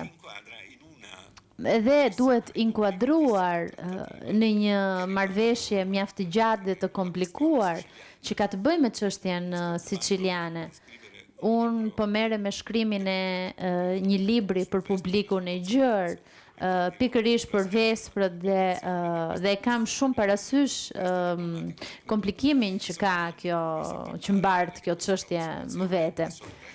Dhe natyrisht duke trajtuar dhe marrëveshjen e Aranjit dhe të Kaltabelotës më pas, që le të themi habit dhe vetë papën Bonifacin, dhe që bën pjesë në një seri iniciativash, aktivitetesh ndërmjetëse, sidomos të papës, të shkëmbimeve, të propozimeve për këto shkëmbime, që kishte si fokus kryesor disponibilitetin e papatit lidhur me të gjitha vendet e perëndimit, natyrisht nisur dhe nga pozicioni i universalitetit papës. Gjëja që është më evidente në marrëveshjet e pafundme diplomatike që ndodhin sidomos pas vdekjes së Ferdinandit II, i drejtohet dhe princit trashëgimtar të Anglisë, Lancasterit, ku natyrisht aty kupton kur nuk ka fuqin për të bërë një ekspedit dhe nuk e pranon, por e pranon këtë ftesë Carlo Angio, por duhet thënë se është vetëm pas një sër tentativash mjaft të gjata të propozuara nga vetë Papa. Në fund të 1200-s jemi pak a shumë në të njëjtën situatë, kemi një sër marrëveshjesh që eksperimentojnë të gjitha rrugët e mundshme, të gjitha propozimet e mundshme, dhe ndërmjet tyre ka një propozim të veçantë. Rumania futet në lojë sepse kishte një pretendim nga ana e anxhoinëve. Dhe në këtë rast ajo bëhej një objekt shkëmbimi që vihej në të njëjtën plan ndërmjet aragonezëve dhe anxhoinëve, pra atyre dy pretendentëve kryesor. Por në fakt fituesi del Federico i Siçilisë, që më pas i njihet me jetë ky territor. Nuk e di nëse ky episod, të cilin e përsëris, është ekskluzivisht në planin diplomatik dhe është një super hipotezë, të jetë një dëshmi e raporteve efektive që nuk janë të dëshmuara për atë epokë ndërmjet Shqipërisë. Rivaliteti është ndërkohë i treguar dhe i dëshmuar, por dhe aty ashtu sikur se e thash dhe pak më parë për çështjen e Dukatit Athinës dhe Partenopit. Kjo është një çështje mjaft interesante, pasi është e themeluar me dashurinë ndaj kulturës katalanase për Greqinë, për të thënë që ne kemi qenë aty, dhe deri në ristrukturimin e pak më parë të arsenalit Muzeut të Barcelonës, në sallën e pritjes ishte një pikturë mjaft e madhe e 800-s, katalanët në Greqi, ku ilustronte katalanët të cilët paraqiteshin si luftëtar jo të rafinuar, ata paraqiten si luftëtar rigoros, por që në fakt ata nuk ishin të tillë dhe që ushqeheshin nëpërmjet zonjave greke dhe natyrisht kjo është një përfaqësim mitologjik dhe është një përfaqësim, është një tablo kjo e 800-ës, pra prezenca katalana se është një prezencë që ka mjaft pak lidhje me kurorën mbretërore. Ekziston një dokument që tregon me mjaft interes, që tregon si një mundësi të hapur për mbretin e Aragonës. Është një dokument që më pas është prezantuar si një elozh partenopan, por që tregon se si kastelanët në Athinë jepnin mbështetje financiare për të rindërtuar zonat. Dhe tregon, ky dokument tregon një lloj qëndrimit të huajt politikës katalanase. Dhe prandaj fola për politikën e jashtme të Alfonsos që u braktis në 1388 dhe që më pas ju la Nikolos. Dhe ndërkohë pretendimet e Alfonsos tashmë ishin një çështje e ezauruar, megjithse ai I kërkon t'i rimarrë këto territore, por e përsëris këto nuk I korrespondojnë linjave të politikës. Unë nënvizova pak më shumë këtë lloj politike mbrojtëse të Alfonsos, ndaj të gjithë atyre që bën rezistencë në Ballkan ndaj pushtimit osman, sepse janë dy linja themelore. Është problemi I madh I Venecias. Alfonso e konsideron këtë problem mjaft të madh sepse është armike e Alfonsos, sepse ajo gjendet është gjithmonë e pranishme në çdo moment ku mbretëria ka ndikimin e saj politik dhe ekonomik. Dhe në lidhje me praninë e katalanase, jo me lidhur me parime politike, me interesa politike, ashtu sikurse ka bërë dhe historiografia, më duke një nga gjërat më të rëndësishme për ta nënvizuar dhe për ta revizionuar, për ta sjellë në një optik tjetër. Dhe natyrisht episodet e tjera, faleminderit që përmendët. Unë nuk dëshirova të flisja shumë për 1300-ën, pasi në të kundër do kisha përmendur dhe këtë çështje që është një kontekst mjaft të ndryshëm dhe natyrisht kemi dhe Rodin që në 1400 u fut pikërisht në politikën ushtarake dhe diplomatike të Alfonsos. Faleminderit për vëmendjen.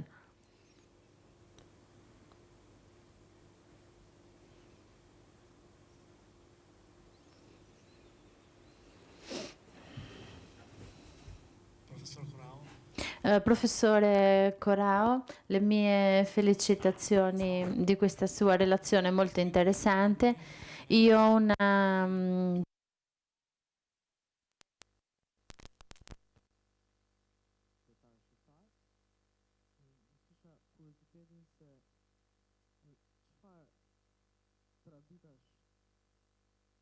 trashëgoj dinastia Aragonase nga feudalizmi norman në Italinë e Jugut. Sepse normanët vërtet u përzien, u martuan me Hohenstaufenët dhe Frederiku II solli mjaft transformime në Italinë e Jugut për sa I përket anës ligjore, kemi këtu parasysh kushtetutën e Melfit, reformën monetare, madje edhe në arsim themeloi të parin universitet perandorak në mesjet, por natyrën e feudalizmit, organizimit feudal si një organizim social-politik karakteristik për mesjetën europianë në tërësi, për dhe Mesdheun, nuk se solli shumë transformime. Kështu që aragonasit trashëguan element nga feudalizmi normal apo ndoqën importuan feudalizmin spanjoll në Italinë e Jugut. Dhe kjo na intereson edhe me mjedisin shqiptar, sepse periudha e feudalizmit perëndimor, Norman, Anjouin, qoftë Aragonas, pra është mjaft e mjekullt dhe ka një vakum informacioni. Faleminderit.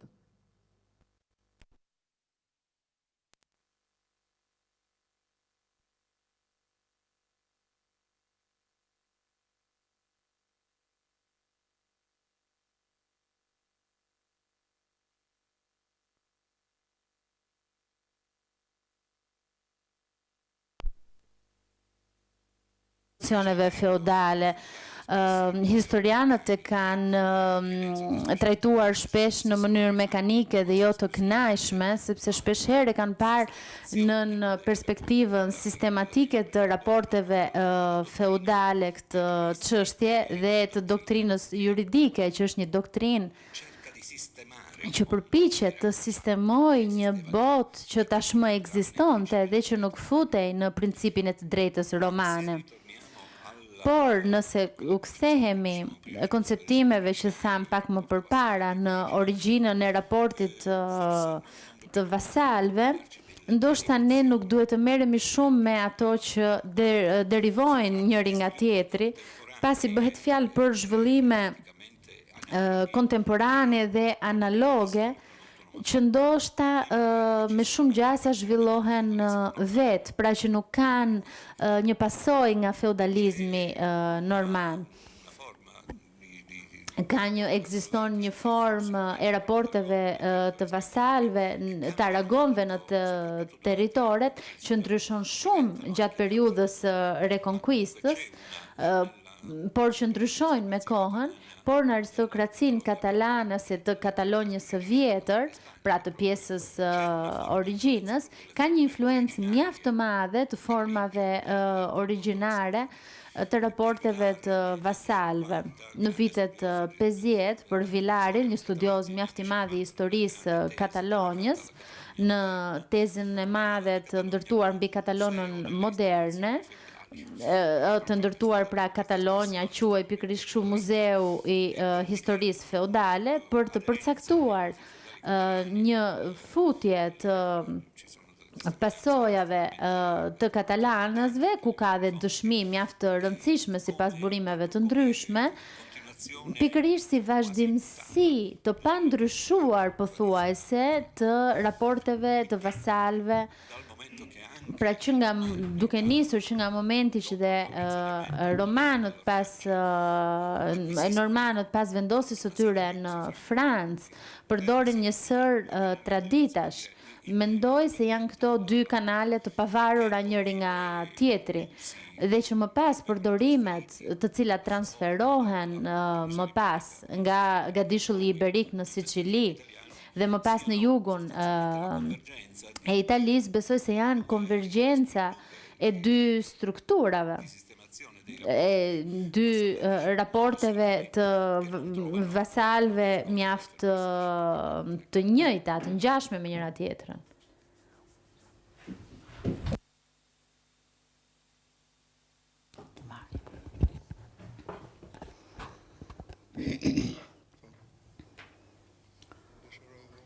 Anch'io vorrei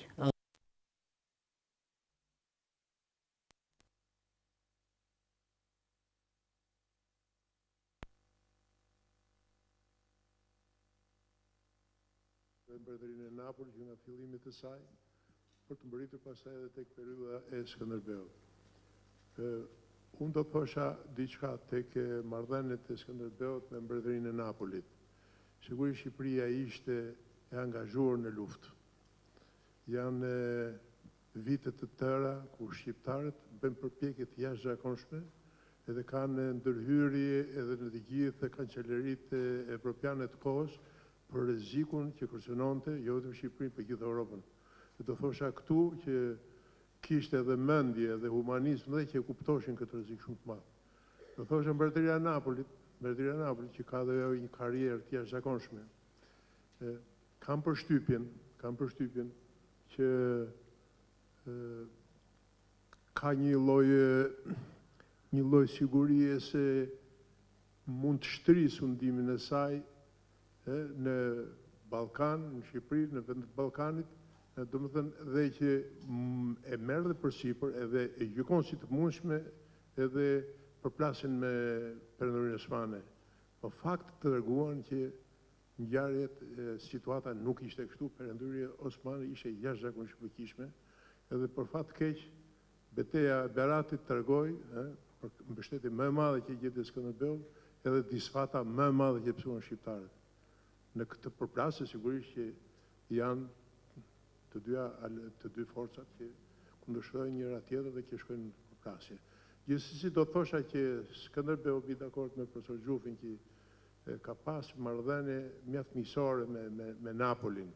Do thosha që ka qenë një meritë e veçantë e Skënderbeut që arriti, do thosha, dhe kancellerisë tij, plas të stafit të diplomatëve që i pat Skënderbeut, dhe ka pas personalitetet të mëdha që arritën të tërheqin Alfonsin në Napolit në këtë ndeshje shumë të madhe të kohës që ishte.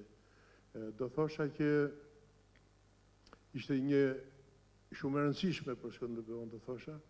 Ne kemi diskutuar shumë në Shqipëri, kjo është diskutuar shumë, traktati Gaetës, karakteri i marrëdhënieve që ka pas midis Skënderbeut dhe Alfonsit në Napolit, ishte apo nuk ishte vasal.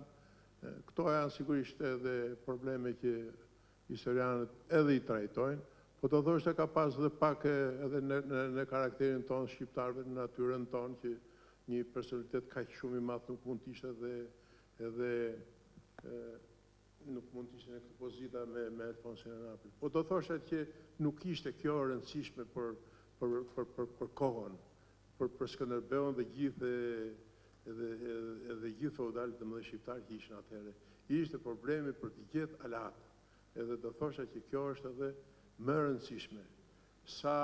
Kurse marrëdhëniet të tjera që konstatohen në dokumenta anxhuine, në dokumenta të kancelarive të tjera që bën llogari për Shqipërinë, siç thotë zoti Gjufi, ose siç kam lexuar edhe te Karol Plasari, bëjnë llogari shumë, për Shqipëria është një realitet komplet tjetër, me problemet e veta, që s'ka të bëj fare edhe me ato projekte që bëhen në kancelarit huaja, që s'ka lënë as i gjurmë, dhe që s'janë fare të pranishme në historinë e Shqipërisë. Rëndësishme është, do thosha unë, këtu, që kjo lloj misie midis tyre përfundoi jashtëzakonisht mirë. Skënderbeu aty gjeti edhe ato domethënë mbështetjen që pati familja e tij, shoqja e tij, njerëzit e tij në Spanjë. Unë do thosha që është shumë e rëndësishme edhe për bibliotekën kombëtare. Do thosha për bibliotekën. Sigurisht studiuesit kur dëgjojnë juve nxorret një literaturë jashtëzakonisht pasur këtu, dhe si studiues sigurisht gjithmonë është dëshira këto materiale të mëdha që ekzistojnë në mbretërinë e Napolit, që ka qenë mbretëri kryesore e kohës atëherë. Është shumë e rëndësishme që kjo që kjo në një farë mënyrë të flasë edhe me zhvillimet digjitale që janë sot, ky kontakt midis bibliotekave, për të pasuruar, do thosha unë, fondin e burimeve, të dhënave, të literaturës, për këtë periudhë që është nga më të shkëlqyer dhe më dramatike në historinë e Shqipërisë. Ju falenderoj profesor për fjalën tuaj edhe successe. Io non posso che concordare su quest'ultima questione, perché credo che la necessità di incrociare le conoscenze, incrociare i materiali e documentari anche di cui si dispone sia assoluta, e che la disponibilità di strumenti digitali aumenti notevolmente queste possibilità.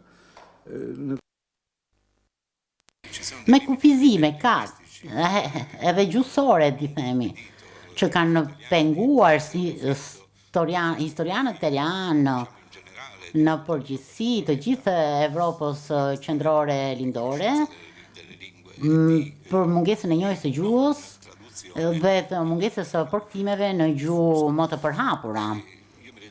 Unë e kam të qartë ato që kam përdorur për biografinë që nuk janë më familjare, dhe ne, për shembull, kemi një mungesë njohje për historiografinë ruse, për shembull, ose shumë pjesërisht e kemi njohjen të historiografisë të vendeve ballkanike, edhe aty për arsye gjuhësore. Pas 2-3 veprash që ne njohim shumë dhe që janë përkthyer, ka një sasi shumë të madhe të veprash që nuk janë përkthyer dhe që janë informacione me shumë interes. Edhe për të ndjekur zhvillimet në këtë rast, unë dua i detyrohem shumë pikërisht për çështje të lidhura me historinë e Shqipërisë, i detyrohem Zotit Mandala, që ka bërë si ndërmjetës për të përfaqësuar, për të paraqitur, jo duke i përkthyer, por duke paraqitur rezultatet e kërkimeve shkencore më të vonshme në këtë çështje, dhe në çështje shumë të rënda për sa i takon mitit të herojit kombëtar tuajnë, por janë raste që duhet i zgjerohem, duhet i rrisim këto mundësi për të njohur zhvillimet dhe rrugët e kërkimeve shkencore aktuale të historiografive respektive, apo gatishmërinë, burimeve me një rëndësi të madhe. Ndonjëherë është edhe habitshme, unë citova dokumente që janë publikuar nga Gennaro Maria Monti në vitet të 40, ndoshta edhe më para. Dhe gjëra që do të ishin të njohura botërisht, dhe nga historiografia italiane kemi gjëra që janë lënë më njanë, edhe studime të vonshme, për shembull të shqiptarëve në mbretërinë e Napolit nuk janë trajtuar. Apo ato të mbretërisë siciliane që ne njoh më afër.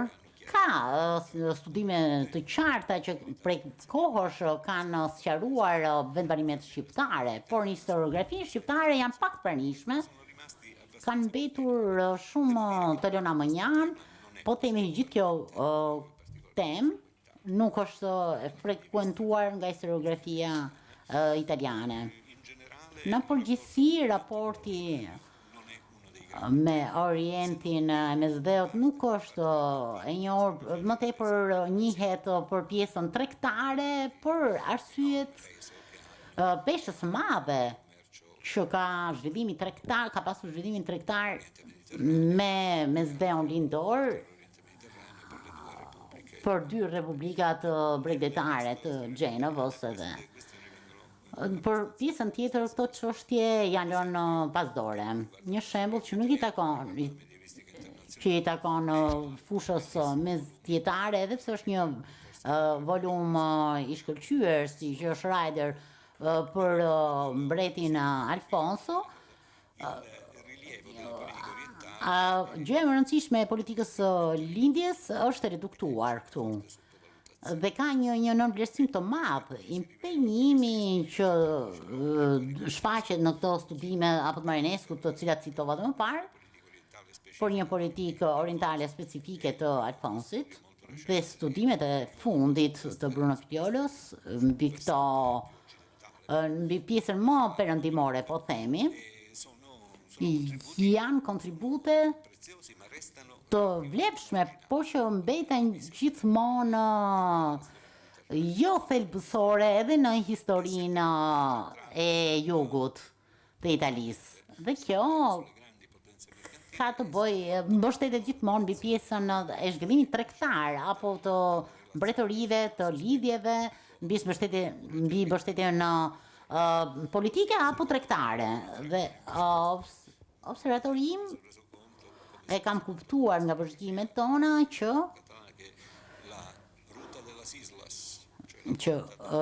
rruga e Ishujve apo rruga e Llojit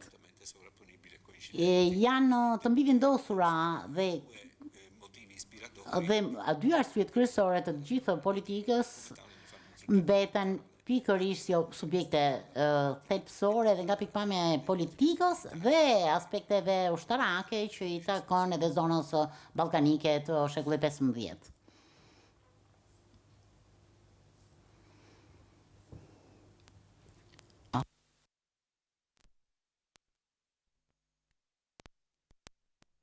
tuaj, ta falenderoj sërish profesor Corraon për kuntestën e tij mjaft interesante, mjaft të këndshme, ku natyrisht konsideratat dhe vlerësimet u kryen edhe nga profesor Xhufi, profesor Maltezi, dhe nuk dua që të jem sërish ripërsëritës.